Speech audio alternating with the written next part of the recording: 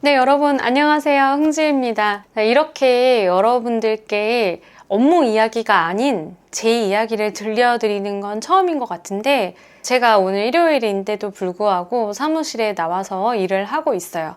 요즘에는 혼자 조용히 있을 시간이 필요해서 일요일에 아이는 전문 선생님한테 맡겨두고 이렇게 잠깐씩 나와서 이런 생각 저런 생각도 하고 글도 쓰고 영상도 찍고 저만의 조용한 그런 시간을 보내고 있습니다. 그러면서 생각을 해봤는데 여러분들께 제 이야기를 들려드리면 어떨까라는 생각이 들었어요. 지금까지는 이런 이야기를 하면 오히려 거부감이 드시는 분들도 있지 않을까 해서 쉽게 이야기하지 못했던 부분들이 있었는데, 이제는 조금 내가 이런 이야기를 통해서 다만 몇 명이라도 좀 도움을 받고 여러분들의 인생을 바꾸는 데 있어서 좀 하나의 계기가 될 수 있지 않을까?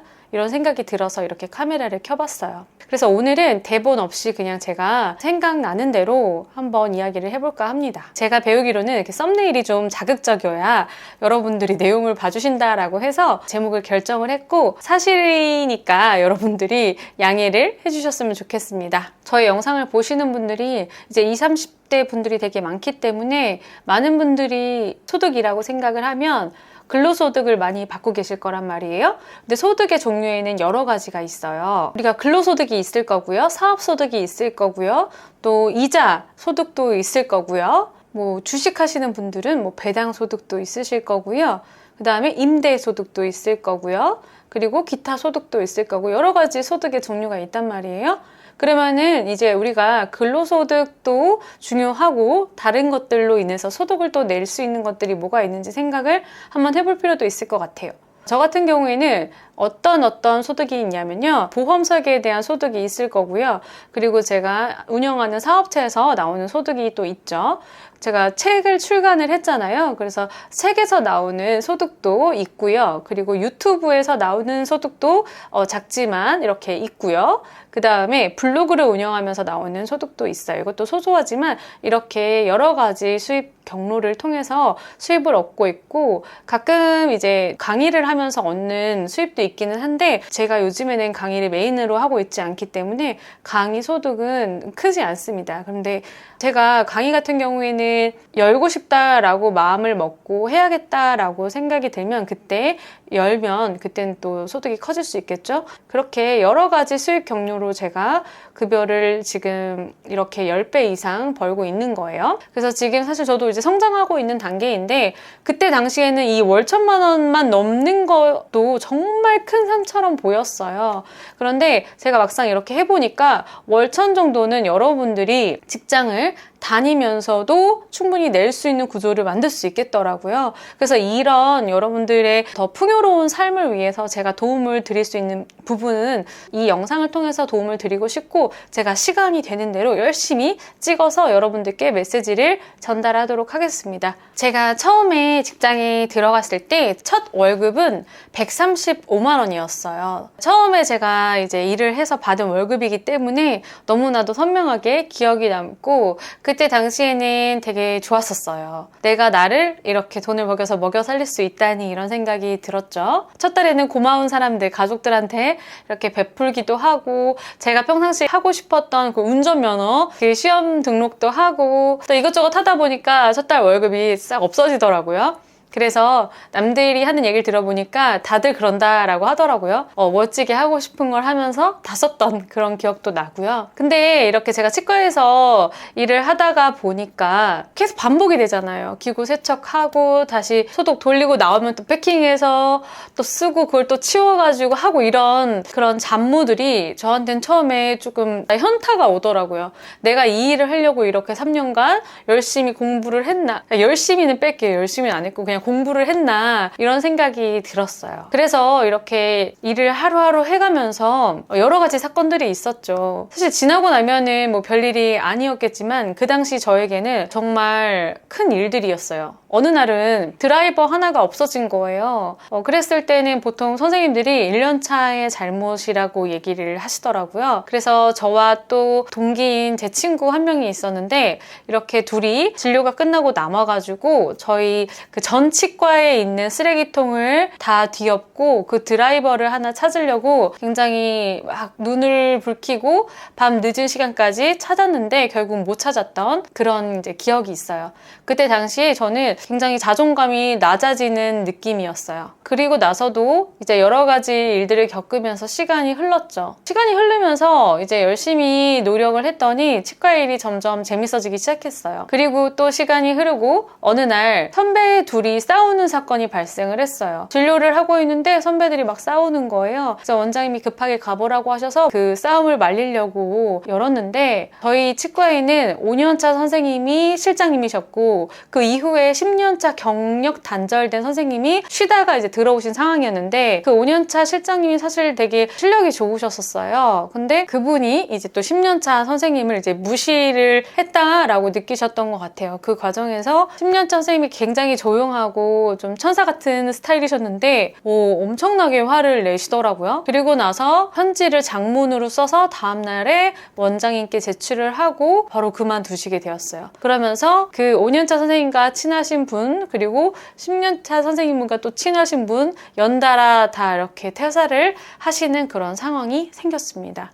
막 그런 일들을 겪으면서 이 치과에서 이 좁은 조직에서 이렇게 여자들끼리 이렇게 크게 소리를 지르면서 싸우는 걸 보는데 여기서 언제까지 일할 수 있을까? 뭐 이런 생각이 들었던 사건이 있었던 것 같아요. 어느 날은 선배님의 그 급여를 알게 된 적이 있었어요. 그런데 적지 않은 급여겠지만 그리고 또 다른 사람들은 이렇게 말하죠. 치과위생사 실장님들이 여자치고 괜찮은 연봉을 받는다 이렇게 얘기를 하셨는데 맞아요. 맞는 것 같아요. 요즘에 여러분들 실장님들 받으시는 급여 수준은 한 300에서 400 정도 수준인 걸로 알고 있고 더 잘 버시는 분들은 억대 연봉자 분들도 가끔 아주 가끔 있는 걸로 알고 있어요. 그래서 제가 이런 것들을 이제 현실을 파악을 하고 저는 근데 그 급여보다는 더 받고 살고 싶다라는 생각을 했어요. 왜냐면 저는 이제 어렸을 때부터 부유한 집에서 태어나진 않았어요. 요즘 말로 표현을 하자면 흙수저겠죠? 네. 그런데 그래도 다행인 거는 이제 부모님이 두 분 다 건강하게 계셨었고 뭔가 사교육을 받거나 이러지는 못했지만은 그래도 뭐 학교는 다녔고 그랬으니까. 그리고 이제 대학교 때는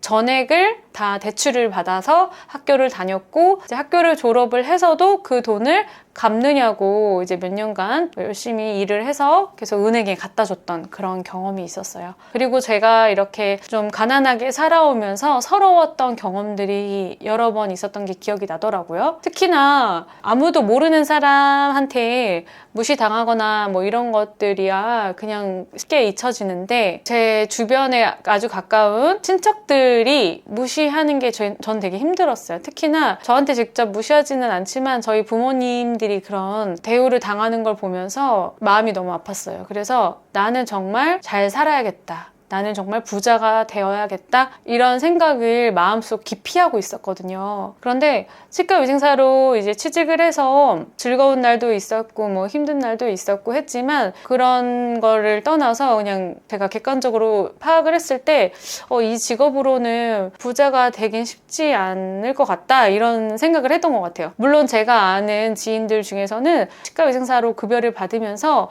열심히 재테크를 해서 지금 멋지게 사시는 분들도 너무나 많아요. 근데 그 당시에는 제 주변에는 그런 분들이 없었어요. 그래서 그냥 단순히 내가 조금 더 벌 수 있는 방법은 뭐가 있을까라는 생각을 치과를 다니면서 계속 했던 것 같아요. 제일 처음에 딱 1년차 때부터 제가 했던 행동은 책을 많이 읽었어요. 그 전엔 제가 책을 읽지 않았거든요. 제가 대학 졸업도 간신히 했어요. 왜냐하면 제가 왜 돈을 벌어야 되는지 그런 이유를 제대로 찾지 못했고 제가 뭘 좋아하는지에 집중할 기회도 없었던 것 같아요. 그래서 그냥 어떻게 사라지는 대로 그냥 남들 열심히 하니까 나도 해야 하지 않을까 이런 생각으로 해왔고 대학 역시도 저희 어머니가 취직이 잘 된다 그래가지고 갔던 치위생과이기 때문에 그렇게 사실 공부에 큰 의미를 못 뒀던 것 같아요. 그런데 이제 막상 현실에 딱 다가와서 급여를 받아보고 선배의 급여를 알고 나니까 이거 안 되겠는데? 나 열심히 살아야지? 이런 생각이 드는 거예요. 그래서 그때 했던 게 책을 좀 보자 그래서 자기 발전 서적을 엄청나게 읽었어요. 그때 당시에 미쳐라 라는 제목의 책들이 많았는데 오죽하면 제 친구들이 저희 집에 와서 제 책장을 보면 네 책장에는 왜 이렇게 미쳐라 라는 제목이 많냐 라는 얘기를 하면서 막 웃을 정도로 제가 그때 당시에 정말 자기 발전 서적을 많이 읽고 거기에서 제가 이제 바뀐 거예요. 그러면서 행동에 옮겨야겠다라는 생각이 들어서 내가 좀 배워보고 싶었던 것에 대해서는 아낌없이 투자했어요. 그래서 컴퓨터 학원도 그때 열심히 다녔고 또 뭐 운전면허도 땄고 그리고 또 하고 싶은 뭐 영어라든지 PPT라든지 그리고 강사 수업이라든지 주말마다 그냥 정말 바쁘게 살았고 평일에 또 일 끝나면 바로 가가지고 학원 가서 공부하고 이런 삶을 한 3년 정도를 정말 집중해서 살았던 것 같아요. 그렇게 되면서 이제 저는 외국으로 유학을 갔었어요. 뭐 유학이라고 말하긴 그렇고 그냥 워킹 홀리데이 뭐 이런 것들을 갔었는데 그러던 순간에 이제 어머니가 뇌출혈로 이제 갑자기 쓰러지셨어요. 그래서 저는 간지 10일 만에 한국으로 다시 돌아왔는데 그렇게 되면서 제가 이제 3년 동안 열심히 또 모았던 사실 크지도 않았어요. 왜냐면 학자금 대출을 계속 갚았기 때문에 그리고 나서도 뭔가 열심히 절약한다고 해서 모았던 그 돈이 엄마가 치료를 받으면서 다 전액이 그렇게 치료비로 들어갔어요. 그리고 환불도 전액을 받지 못했었고요. 그렇게 되면서 다시 저는 영원이 됐어요. 그리고 또 다시 4년 차를 맞이를 했어요. 지금 생각해보면 엄마가 거기서 회복을 해서 나으신 것만으로도 정말 감사하죠. 그때 당시에도 그렇게 생각을 하긴 했었어요. 그렇게 되면서 제가 그 비상구에 이렇게 딱 앉아서 생각을 했거든요. 내 삶은 왜 이럴까? 조금이라도 달라지기 위해서 내가 해외를 가서 영어도 배우고 경험을 쌓고 돌아오려고 했는데 나는 여기서 끝인 걸까?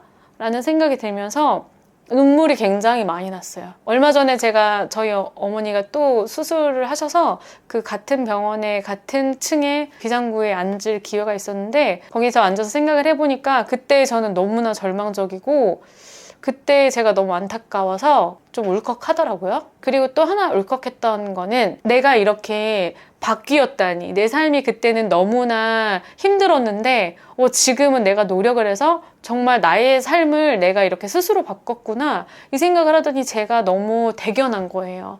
그래서 제가 스스로 잘 살았고 열심히 살았다 이렇게 칭찬을 해줬답니다. 그래서 제가 여러분들께 오늘 말씀드리고 싶은 건 누구나 는 아니지만 노력을 하면 노력한 사람 중에 어떤 사람은 꼭 급여를 많이 상승시킬 수 있다라는 희망을 좀 드리고 싶어요. 물론 다 되는 건 아니겠지만 분명히 노력을 하고 방법을 아시는 분들은 해내실 수 있을 거라고 생각이 들고 제가 정말 많은 길을 돌아왔어요. 그 경험들이 지금 다 가치가 있지만 내가 왜 이걸 진작에 몰랐을까? 그때 알았더라면 더 빨리 왔을 텐데 라고 생각하는 것들이 몇 가지가 있거든요. 이런 영상을 통해서 여러분들께 알려드리고자 합니다. 오늘 여러분들께 말씀드리고 싶은 거는 아무리 수저라고 하더라도 우리가 인생을 스스로 바꿀 수 있는 힘이 있다. 특히 요즘에는 더 있다. 이렇게 말씀을 드리고 싶고 다 내가 바꾼다는 생각으로 사셨으면 하는 그런 얘기를 꼭 드리고 싶었고요. 저는 이제 지금 아이를 또 데리러 가야 돼서